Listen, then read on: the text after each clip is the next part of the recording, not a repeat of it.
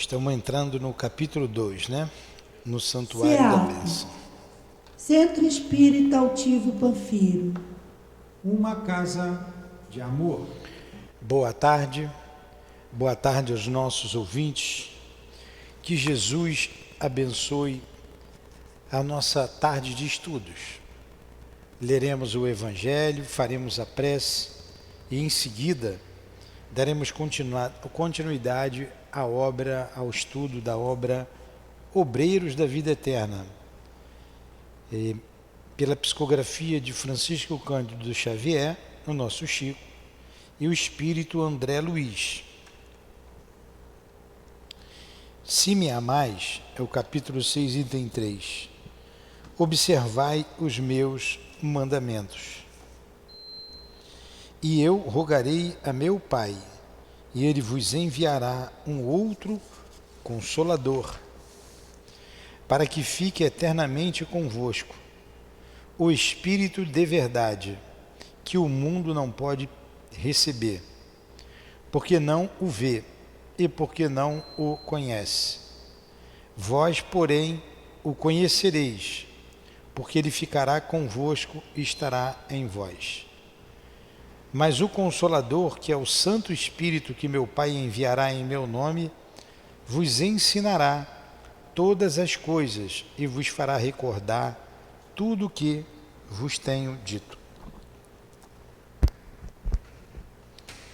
Amigo Jesus, estamos reunidos em Teu nome, em nome de Deus, nós encarnados e desencarnados, para estudarmos a doutrina espírita e hoje a obra do nosso irmão André Luiz.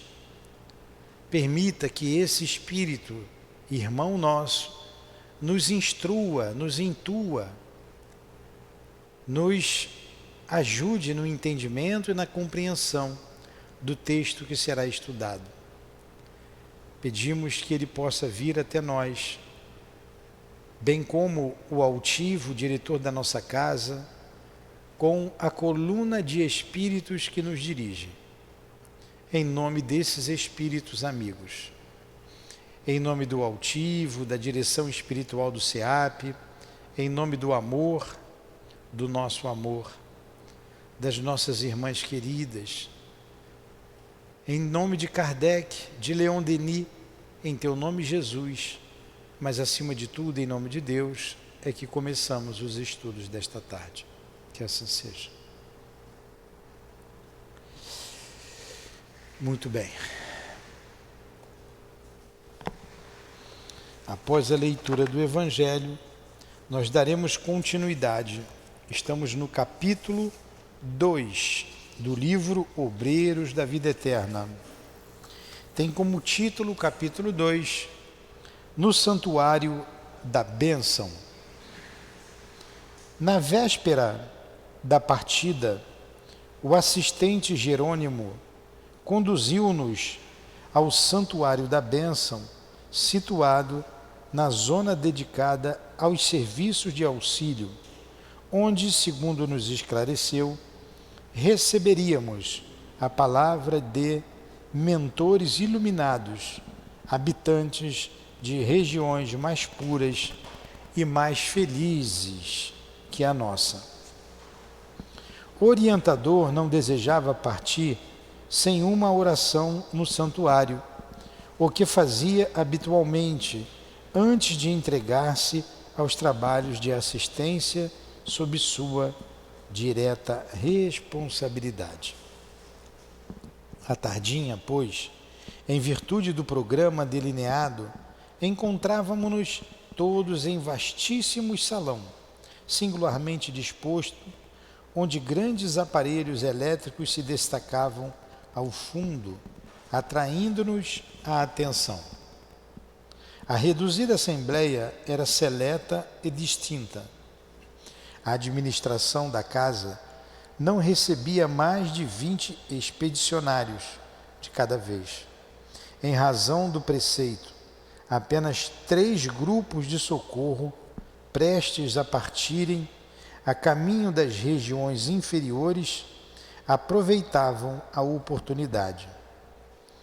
O conjunto de 12, presidido por uma irmã de porte venerável, em nome de Semprônia, que se consagraria ao amparo dos asilos de crianças desprotegidas. Vou ler de novo esse parágrafo. O conjunto de 12, presidido por uma irmã de porte venerável, de nome Semprônia, que se consagraria ao amparo dos asilos de crianças desprotegidas.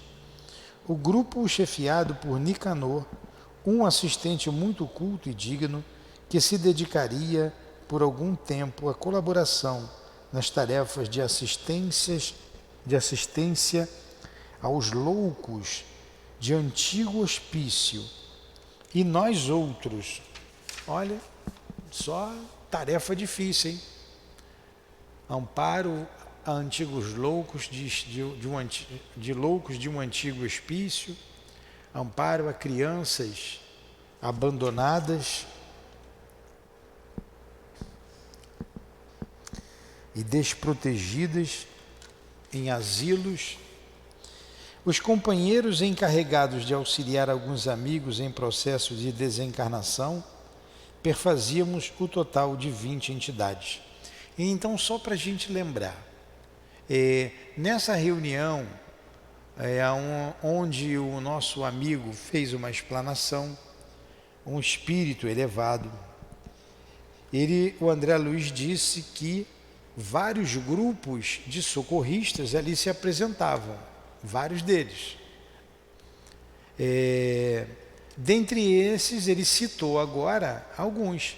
Um grupo liderado por Semprônia, que atendia crianças de um asilo, crianças abandonadas de um asilo. Um grupo que atendia loucos de um antigo hospício. E por aí vai. A gente sabe que tem grupos que atendem doentes e um grupo que vem atender os recém-desencarnados. É esse grupo de recém-desencarnados que André Luiz vai fazer parte, que vai fazer, que é o estudo desse livro aqui. Então era um grupo de 20 entidades. O instrutor Cornélio, diretor da instituição, atendido por um assessor, palestrava conosco, demonstrando simplicidade e fidalguia, magnanimidade e entendimento. Logo de início, em nossa administração, explicava-nos: procuramos estabelecer o aproveitamento máximo do tempo com o mínimo de oportunidade. Para concretizar a providência, desde muito não recebemos indiscriminadamente os grupos socorristas. Reunimos os conjuntos de serviço de acordo com as situações a que se destinam. Vários grupos. É como nós temos que fazer na casa espírita. Um grupo que atende aqui o trabalho dos obsidiados, um grupo que faz visita aos enfermos, um grupo que faz atendimento de rua, e por aí vai. A gente vai montando esses grupos de trabalho numa casa espírita. É assim que eles fazem no mundo espiritual. Reunimos os conjuntos de serviço de acordo com as situações a que se destinam. Em dia de recepção, aos que vão prestar serviços na crosta, não atendemos a colaboradores incumbidos de operar exclusivamente nas zonas de desencarnados, como sejam as estações purgatoriais e as que se classificam como francamente tenebrosas. Então tem grupos que atendem aos desencarnados, como esse que ele citou aqui, situação a desencarnados em situação tenebrosas. Nesse dia eles não atendem esse grupo de trabalhadores, e sim o que vai atuar junto aos encarnados. Há que ordenar as palavras e selecioná-las, criando-se campo favorável aos nossos propósitos de serviço. A conversação cria o ambiente e coopera, em definitivo, para o êxito ou para a negação. Além disso, como esta casa é consagrada ao auxílio sublime dos nossos governantes, que habitam planos mais altos, não seria justo distrair a atenção e sim consolidar bases espirituais com todas as energias ao nosso alcance, em que possam aqueles governantes lançar os recursos que buscamos. Compreendendo a extensão das tarefas por fazer e o respeito que devemos àqueles que nos ajudam, somos de parecer que precisamos sanar os velhos desequilíbrios das intromissões verbais desnecessárias e muitas vezes perturbadoras e dissolventes. Enquanto lhe ouvíamos as ponderações encantados, imprimiu ligeiro intervalo às sentenças esclarecedoras e continuou. Aliás, o profeta enunciou há muitos séculos que a palavra dita a seu tempo é maçã de ouro em cesto de prata. Se estamos, portanto, verdadeiramente interessados na elevação, constitui-nos inalienável dever o conhecimento exato do valor tempo, estimando-lhe a preciosidade e definindo cada coisa e situação em lugar próprio, para que o verbo, potência divina, seja em nossas ações o colaborador do Pai. Agora você vê, os espíritos não perdem tempo, eles não têm tempo a perder. Como nós estudamos ontem aqui no COMP, ou hoje de manhã e na semana passada, o nosso irmão José Costa, narrando a ação dos espíritos na casa espírita. E ele dizia, parecia que tudo era para ontem, tudo correndo. Várias oficinas de trabalho, vários cooperadores do Cristo trabalhando arduamente, socorrendo doentes, levando maca, entrando ambulância, saindo ambulância, e todos sem parar. É um trabalho contínuo. Os guias sempre têm nos dito que eles trabalham muito, muito no plano espiritual. E ele está dizendo isso, não tem tempo a perder, não tem conversação fútil, não há tempo de conversação fútil, como nós muitas vezes fazemos. Alguma pergunta? Ou colocação? Quando você leu, existe o socorro para quem vai para o hospício, o socorro para... E aí disse, o socorro para os recém-desencarnados.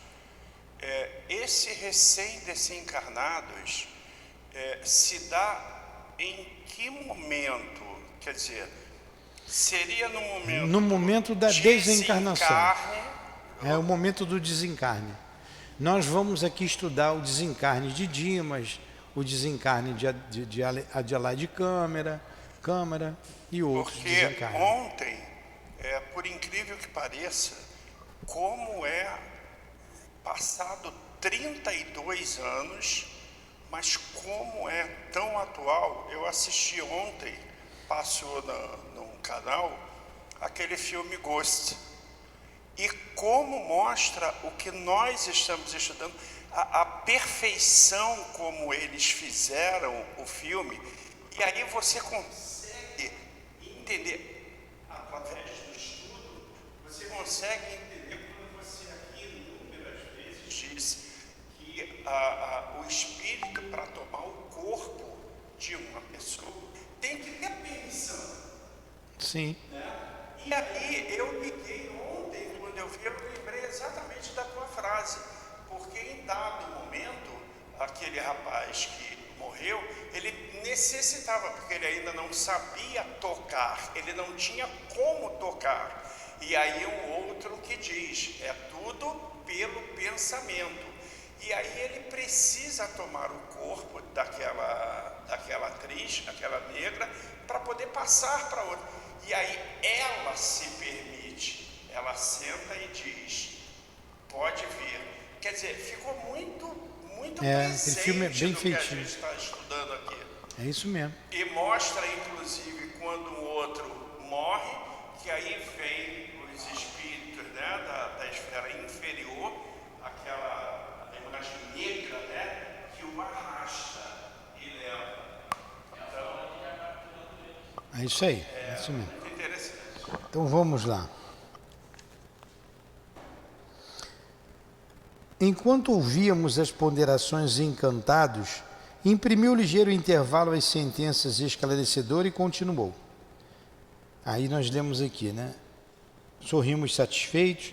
Nada mais razoável e construtivo, opinou Semprônia, a destacada orientadora que dirigiria pela primeira vez a expedição de socorro aos orfãozinhos encarnados. O dirigente do santuário, reconhecendo talvez como nos sentíamos necessitados de esclarecimento quanto ao uso da palavra, prosseguiu. É lamentável se dê tão escassa atenção na crosta da terra ao poder do verbo, atualmente tão desmoralizado entre os homens. Olha, ele estava falando da palavra, né? Não perder tempo com palavras vãs. Então ele está dizendo que aqui na Terra é o que mais se faz, né? Usa-se muito palavrão, muitas coisas, fala-se muito mal da vida alheia, trama-se homicídios. Então é lamentável tudo isso, né?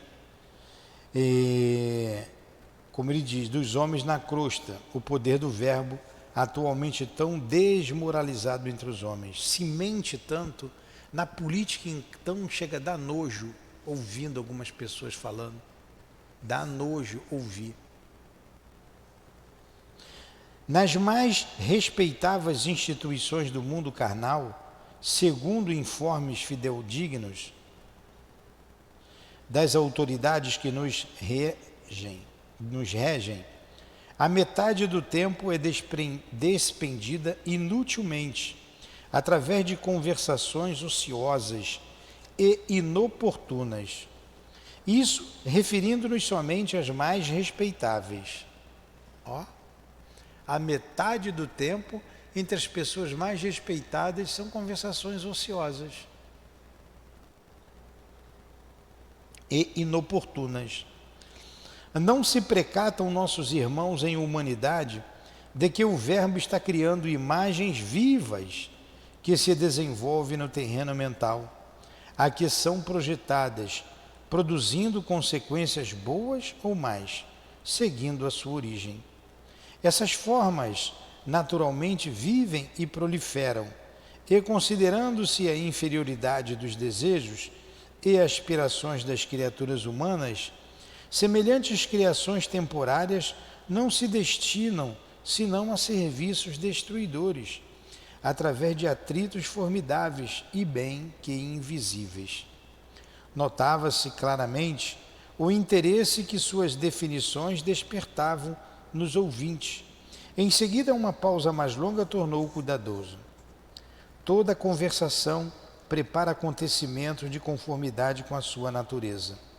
Dentro das leis vibratórias que nos circundam, por todos os lados, é uma força indireta de estranho e vigoroso poder, induzindo sempre aos objetivos velados de quem lhe assume a direção intencional. Então está falando das conversações. Se a gente tivesse reunido aqui, falando de um outro assunto qualquer, a vibração seria de acordo com o assunto. Se estivermos debochando de alguém, contando piadas, né, tem grupo que se reúne só para isso. Numa jogatina, nós estamos nesse momento estudando e usando a palavra para a elevação, para a compreensão nossa que estamos aqui estudando e para quem está nos ouvindo, não é?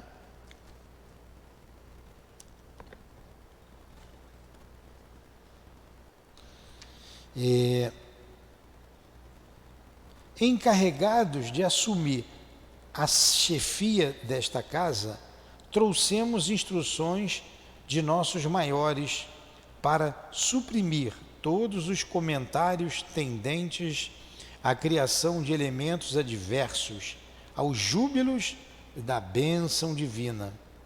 É por isso que, graças ao amor providencial de Jesus, temos conseguido a manutenção de um instituto em que os nossos mentores de mais altos se fazem sentir. A ausência de qualquer palavra menos digna e a presença contínua de fatores verbais edificantes facilitam a elaboração de forças sutis, nas quais os orientadores divinos encontram acessórios para se adaptarem de algum modo às nossas necessidades na edificação comum. Então vocês vejam a nossa responsabilidade como médiuns e a gravidade do assunto, de você usar palavras não adequadas. A gente pega o exemplo que nós já demos aqui de uma determinada casa de trabalhos espirituais, uma casa espírita, onde as pessoas saíam da sala de cura passando mal. E quando foram perguntar ao espírito dirigente o motivo, o espírito disse: são os assuntos que vocês conversam antes do trabalho. Olha o clima que criava numa sala de tratamento espiritual. O assunto que vocês conversam antes do trabalho.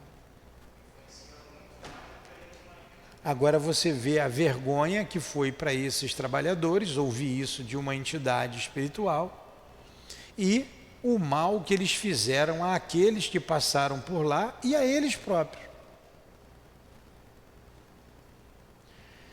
Por isso pedimos, cheguem mais cedo ao trabalho, façam uma oração de vocês, pegue o livro, leia, bote a cabeça na leitura, silêncio absoluto, silêncio.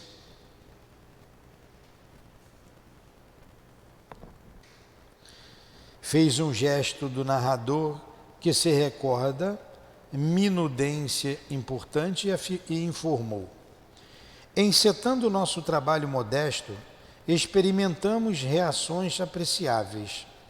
Procurava-se, então, o santuário, sem qualquer preparação íntima. Nossos amigos prosseguiam repetindo o cenário da crosta, em que os devotos procuram os templos como os negociantes buscam os mercadores. Eu tenho dito que isso aqui é um tabernáculo, lembram? Um lugar sagrado.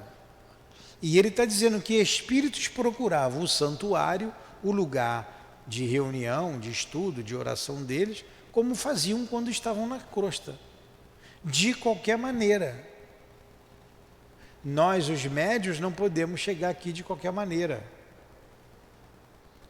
Em que devotos procuram na crosta os templos como negociantes buscam mercados. Se vende de tudo em casas religiosas, né? Devíamos administrar dons espirituais como quem dirige um armazém de vantagens fáceis ao personalismo inferior. Vamos lá, lê de novo isso aqui.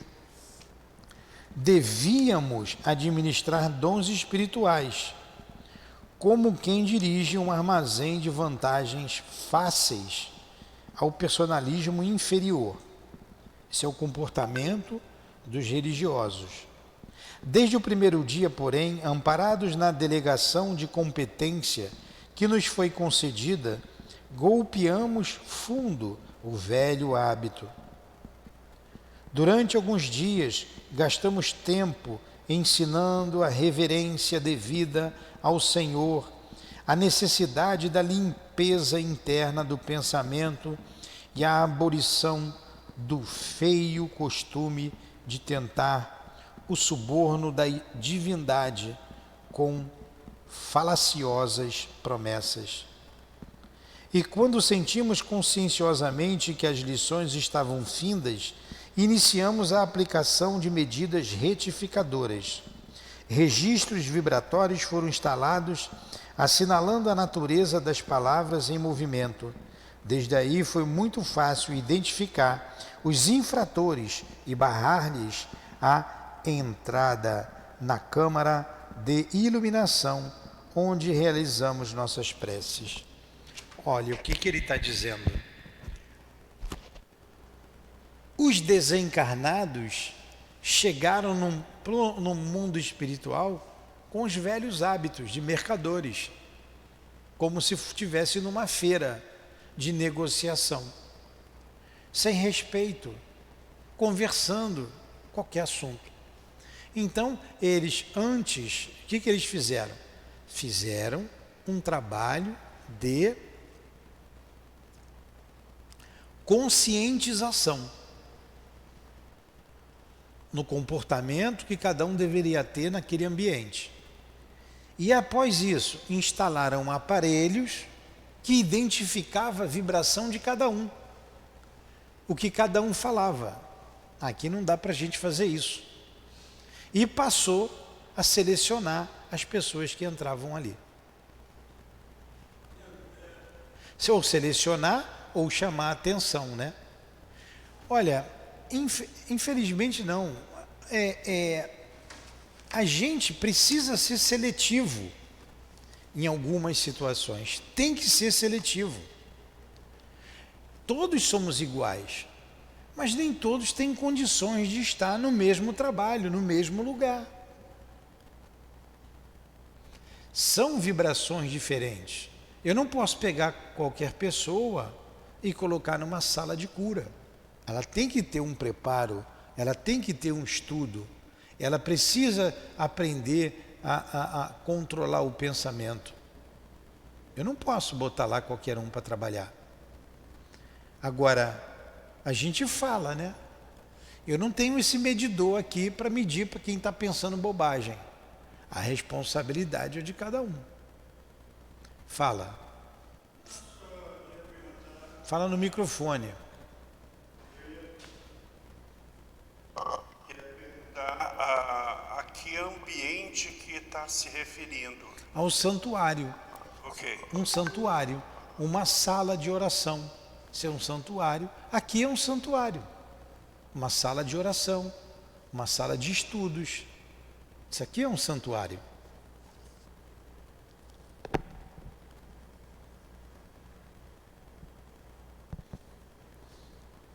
Ele vai continuando aqui, né? Ó, o santuário sem qualquer... Vou ler de novo todo esse parágrafo, até chegar lá embaixo. Encetando nosso trabalho modesto, experimentamos reações apreciáveis. Procurava-se, então, o santuário sem qualquer preparação íntima. Nossos amigos prosseguiam repetindo o cenário da crosta, em que os devotos procuram os templos como os negociadores buscam os mercados. Entra de qualquer maneira, falando todo tipo de coisa. Devíamos administrar dons espirituais, como quem dirige um armazém de vantagens fáceis ao personalismo inferior. Desde o primeiro dia, porém, amparados na delegação de competência que nos foi concedida, golpeamos fundo o velho hábito. Durante alguns dias gastamos tempo ensinando a reverência devida ao Senhor, a necessidade da limpeza interna do pensamento e a abolição do feio costume de tentar o suborno da divindade. São as promessas, né? Com falaciosas promessas. Olha, tirar isso da cabeça da pessoa não é fácil. Então eles corrigiram esses espíritos que traziam as suas manias da terra. Olha o trabalho que dá. a necessidade da limpeza interna do pensamento e a abolição do feio costume de tentar o suborno da divindade com falaciosas promessas. E quando sentimos conscienciosamente que as lições estavam findas, iniciamos a aplicação de medidas retificadoras. Retificar é consertar, certo? Registros vibratórios foram instalados, assinalando a natureza das palavras em movimento. Desde aí foi muito fácil identificar os infratores e barrar-lhes a entrada na câmara de iluminação, onde realizamos nossas preces. Observando talvez que alguns de nós faziam certas considerações mentais, observou o sorridente: cremos desnecessária qualquer alusão ao imperativo dos pensamentos limpos. Quem busca uma casa especializada em abençoar não pode hospedar ideias de ódio ou maldição. Compreendemos prontamente a finalidade do ensino indireto e delicado e calamo-nos prevenidos quanto à necessidade de resguardar a mente contra as velhas sugestões do mal. E não é isso que a gente está trabalhando aqui, sempre falando do pensamento? Aqui não é lugar de ninguém ter animosidades ou alimentar animosidades. Se porventura temos alguma diferença, aqui é o lugar da gente resolver essas diferenças com amor, com entendimento, com trabalho no bem, com cooperação. Aqui é o lugar para isso. E não espalhar a cisânia.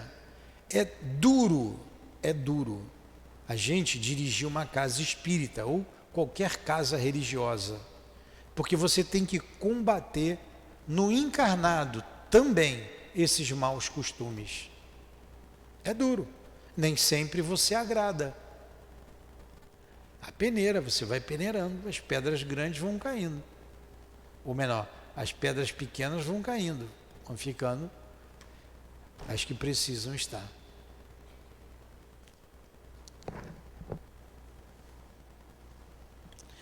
Desejando facilitar-nos as expansões de alegria e cordialidade, Cornélio olhou fixamente um grande relógio que apresentava simbolicamente no mostrador a caprichosa forma de um olho humano de grandes proporções, em que 2 raios luminosos indicavam as horas e os minutos.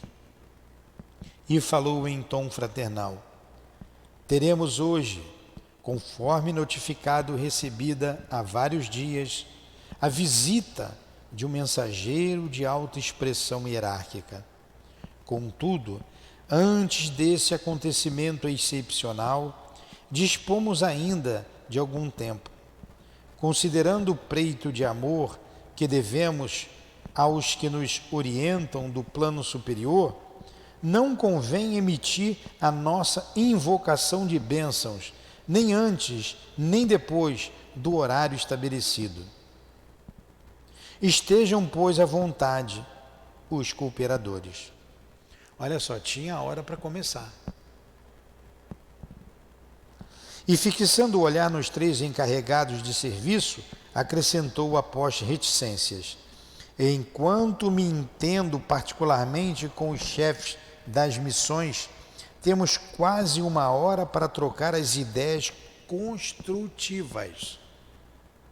Cornélio passou a dirigir-se de modo confidencial aos nossos orientadores e, fracionados em grupinhos diversos, entabulamos conversações amigas. Atendendo-me os ensejos, Padre Hipólito, qual o chamávamos na intimidade, apresentou-me o assistente Barcelos, da turma de serviços que se destinava à assistência aos loucos. Fora ele dedicado o professor no círculo carnal e interessava-se carinhosamente pela psiquiatria sob o novo prisma. Acolheu-me com fidalgo tratamento e, após as primeiras saudações, perguntou bondoso: é a primeira vez que integra uma expedição socorrista? De fato, esclareci, é a primeira. Tenho acompanhado diversas missões de auxílio na crosta, mas na condição do estudante com reduzidas possibilidades de cooperação.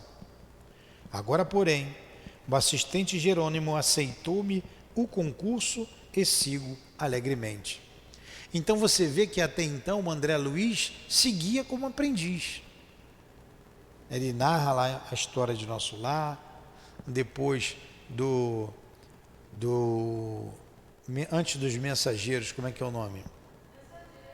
Mensageiros e depois missionários da luz. Mensageiros e missionários. Ele vem narrando, agora ele vai como cooperador, como trabalhador. Endereçando-me cativante olhar, no qual transpareciam satisfação e surpresa, observou: o trabalho beneficia sempre. Interessado em seus informes e esclarecimentos, tornei humilde. Seguindo expedições de socorro, como aprendiz, tive ensejo de visitar, por mais de uma vez, 2 antigos e grandes sanatórios de alienados do nosso país, e vi de perto a extensão dos serviços reservados aos servos de boa vontade nessas casas de purificação e dor. As atividades de enfermagem aí são, a meu ver, das mais meritórias. Inegavelmente, concordou ele, prezando-me a atenção, a loucura é um campo doloroso de redenção humana. Tenho motivos particulares para consagrar-me a esse setor da medicina espiritual e asseguro-lhe que dificilmente encontraríamos noutra parte tantos dramas angustiosos e problemas tão complexos. E tem colhido muitos frutos novos decorrentes do seu esforço? Perguntei curioso. Sim, venho arquivando confortadoras ilações nesse sentido, concluindo que, com exceção de raríssimos casos, todas as anomalias de origem mental se derivam dos desequilíbrios da alma. Estamos longe de contar com um número suficiente de servidores treinados para socorrer eficazmente os encarcerados na cadeia das obsessões terríveis e amargurosas. É tão grande a quantidade de doentes nesse particular que não sobra outro recurso além da resignação. Continuamos desse modo a atender superficialmente, esperando acima de tudo da providência divina.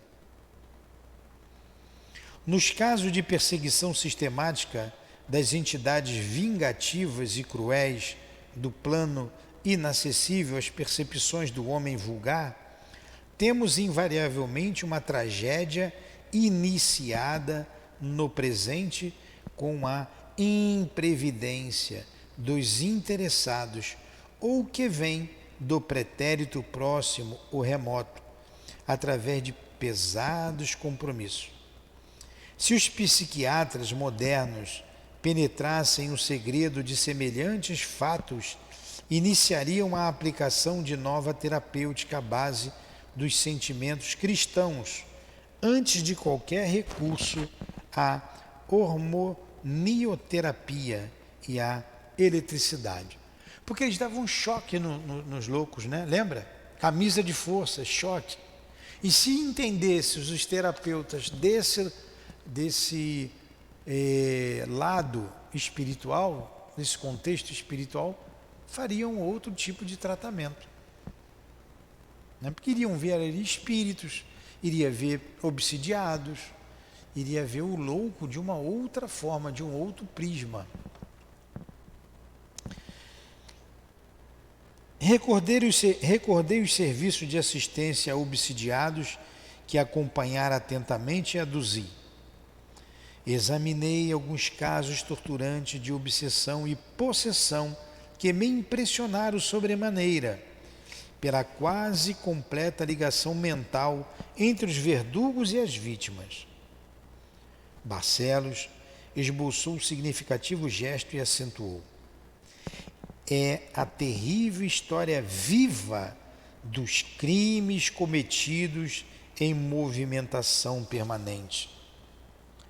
Os cúmplices e personagens desses dramas silenciosos e muita vez ignorados por outros homens, antecedendo os comparsas do caminho da morte, tornam amedrontados ao convívio dos seus em face das sinistras consequências com que se defrontam além do túmulo.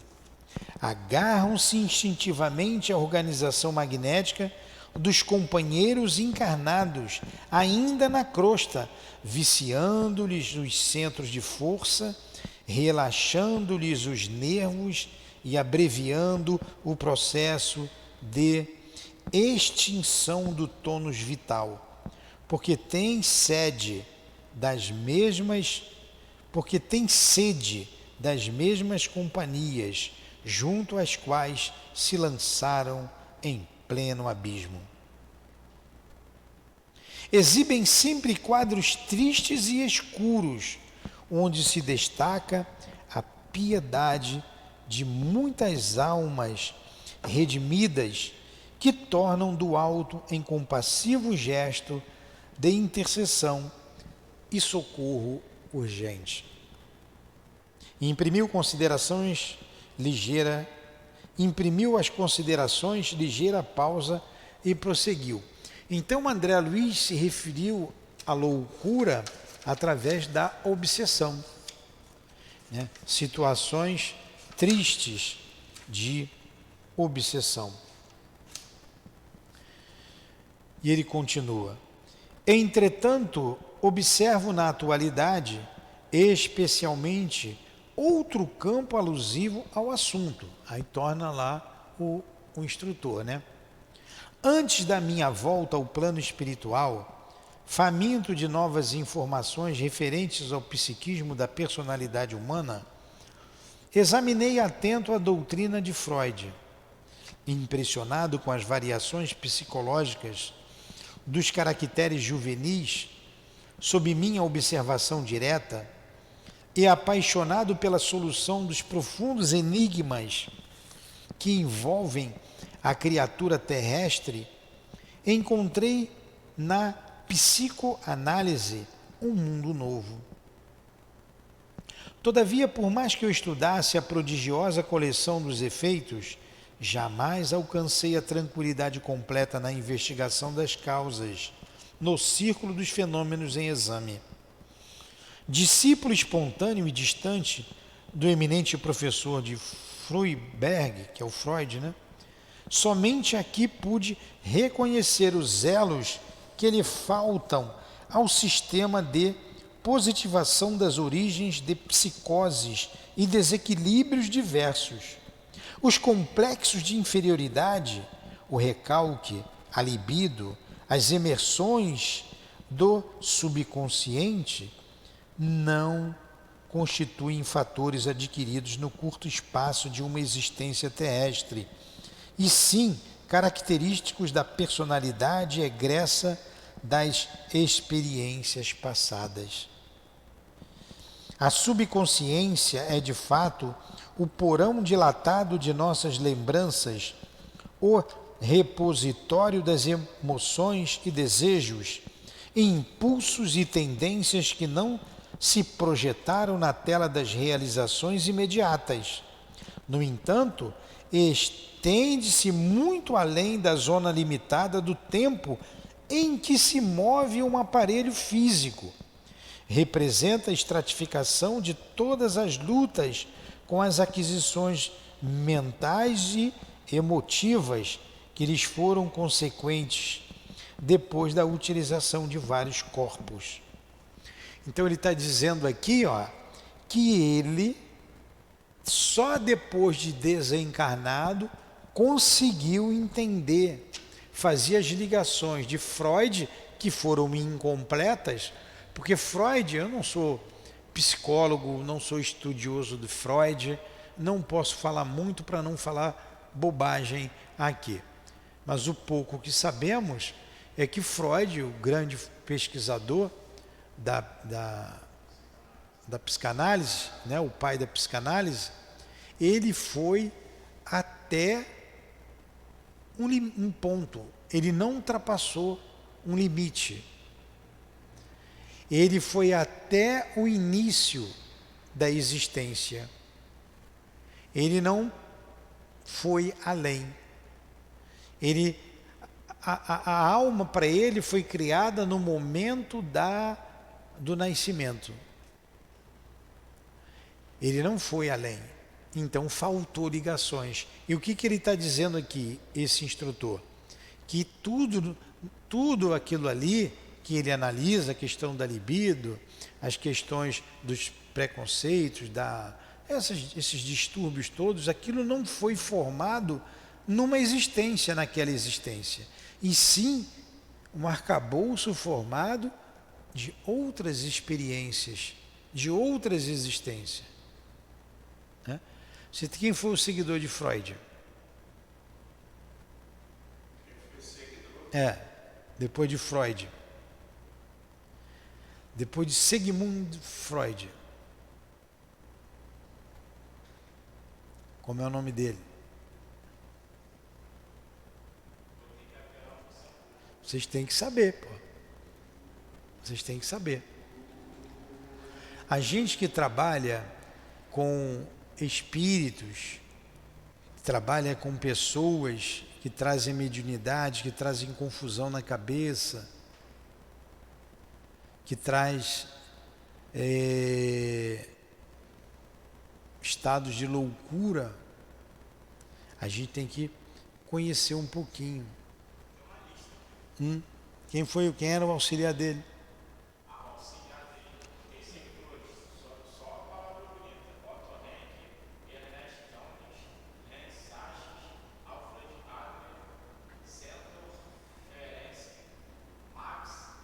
Nenhum desses.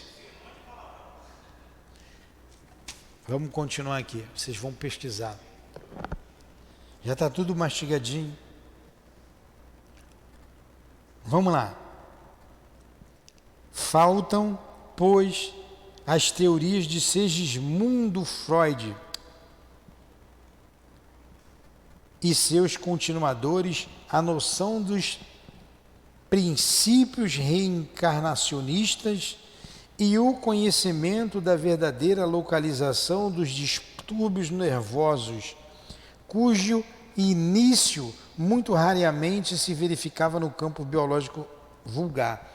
Precisava conhecer a reencarnação e os seguidores dele também. Olha, eu estou mexendo com vocês, porque também eu esqueci o nome do cara, tá? Está na ponta da minha língua e não sai. Hã? Não.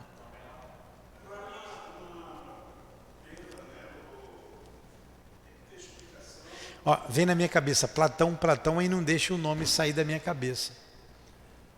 Tem que ter explicação por que dentro da psiquiatria, né, não se leva em consideração esse mundo espiritual, porque acho que mais do que provado que a loucura tem todo um motivo de situações vividas, passadas, vidas passadas, mas que continua sendo tratado, ignorado essa... Sim, sim.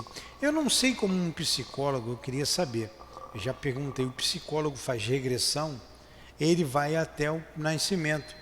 Quando ele vai além, você vai descobrir outra vida.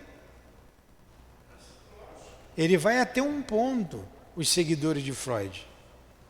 Eles não vão além. Foi o que ele disse aqui. O que faltou no estudo de Freud? Ó, faltam as teorias de Segismundo Freud e seus continuadores, a noção dos princípios reencarnacionistas e o conhecimento da verdadeira localização dos distúrbios nervosos, porque está na alma, né? Cujo início muito raramente se verifica no campo biológico dessa vida, da vida biológico vulgar, mas quase invariavelmente no corpo perispiritual pré-existente. Jung. Todos esses aí foram seguidores de Freud. Só que Jung foi um pouco além. Ele foi até outras vidas. O Jung era reencarnacionista. Ele foi além de Freud. Então, faltou isso. Quase que invariavelmente no corpo perispiritual pré-existente, portador de sérias perturbações congênitas em virtude das deficiências de natureza moral cultivadas com desvairado apego pelo reencarnante nas existências transcorridas. Então o problema vem de outras existências. As psicoses do sexo, as tendências inatas à delinquência são bem estudadas por Lombroso. Lombroso é César Lombroso, o italiano. Ele era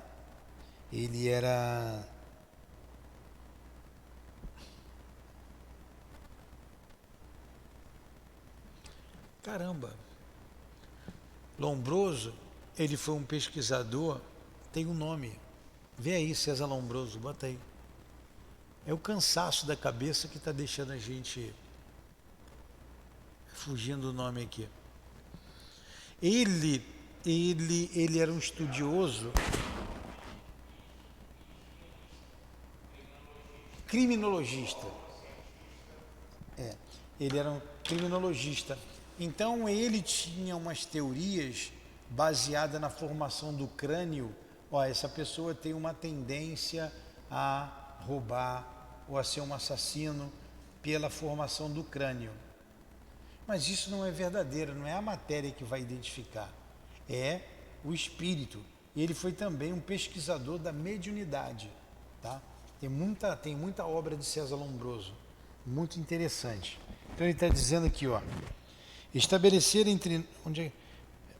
vamos lá, as psicoses do sexo, as tendências inatas à delinquência, tão bem estudadas por Lombroso, os desejos extravagantes, a excentricidade, muitas vezes lamentável e perigosa, representam modalidades do patrimônio espiritual dos enfermos, patrimônio que ressurge de muito longe em virtude da ignorância ou do relaxamento voluntário da personalidade em círculos desarmônicos. Estabelecera-se entre nós uma pausa feliz que aproveitei atentamente, arregimentando raciocínios quanto ao assunto, considerando os argumentos construtivos que o assistente enunciara em benefício de minha própria iluminação. Aí já é André Luiz, analisando tudo que ele falava. César Lombroso foi um grande pesquisador também da mediunidade, era um cientista, era um criminalista. Fala. Cesare Lombroso. Cesare Lombroso. Tem esses livros aqui clássicos que a gente não tem. Tem livros dele interessantíssimos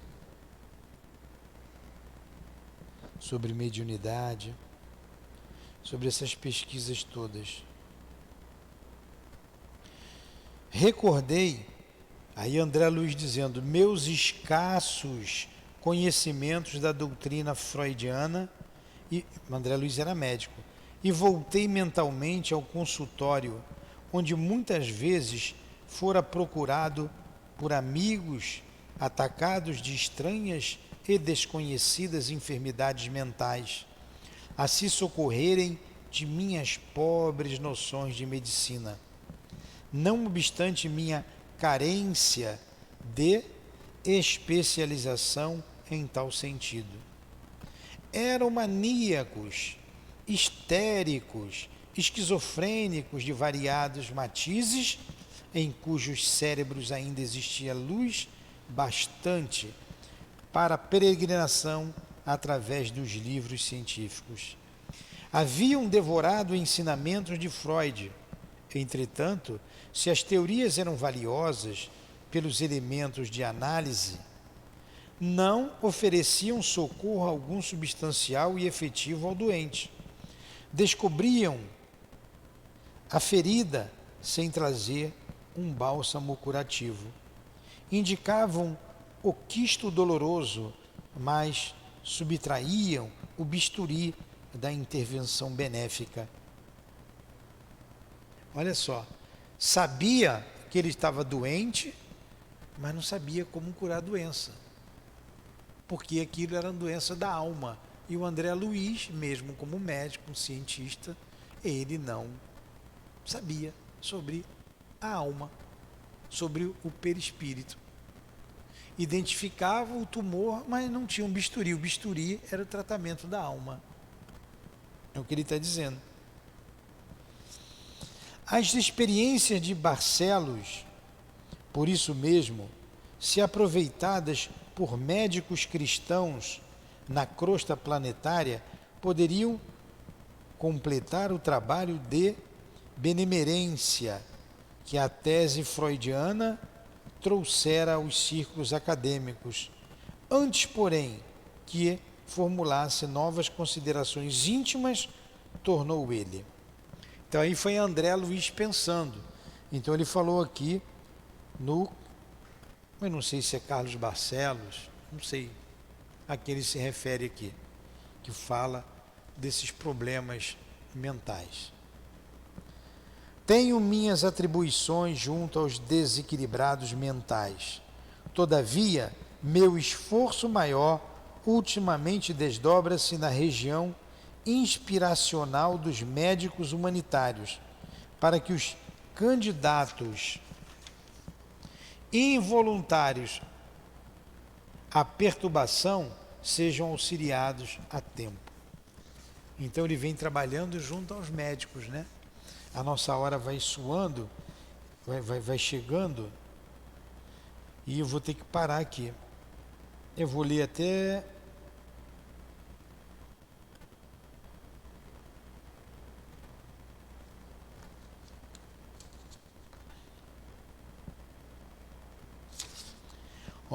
Tenho minhas atribuições junto aos desequilibrados mentais. Todavia, meu esforço maior ultimamente, vamos continuar daqui na aula que vem, tá? A minha página 33. Que esse aqui é um assunto que tem que prestar bem atenção, né? É complexo. Olha só que conversação sadia. Então, antes de começar a reunião, eles tinham 1 hora para conversar, e então o André Luiz aproveitou para conhecer um pouco sobre a loucura na Terra. E está com alguém que pesquisou sobre isso e continua trabalhando sobre isso. Alguma pergunta? No question? Também diante de tanta informação, né? gente não sabe nem o que perguntar. E até para eu explicar, mas deu para entender, né? Lendo a gente vai entendendo. Então agradecemos ao nosso irmão André Luiz pelas informações que nos diz respeito. Agradecemos ao nosso Chico, que serviu como instrumento, como médium. Agradecemos ao Altivo e à direção da nossa Casa de Amor, a direção espiritual, pelo que nos proporcionou esta tarde, tem nos proporcionado ao longo desses estudos que viemos fazendo aqui. Obrigado a todos os amigos, a todos os irmãos queridos. Obrigado, Jesus, obrigado, meu Deus. Obrigado às nossas irmãs queridas e a você, Lourdinha. Em nome desses espíritos amigos, em nome da direção espiritual da nossa casa, do nosso irmão Altivo, em nome do amor, do nosso amor, do teu amor, Senhor, em nome do nosso André Luiz, do Chico, de Leon Denis e de Allan Kardec, mas acima de tudo, em teu nome, Jesus, e em nome de Deus, é que damos por encerrado os estudos da tarde de hoje. Que assim seja.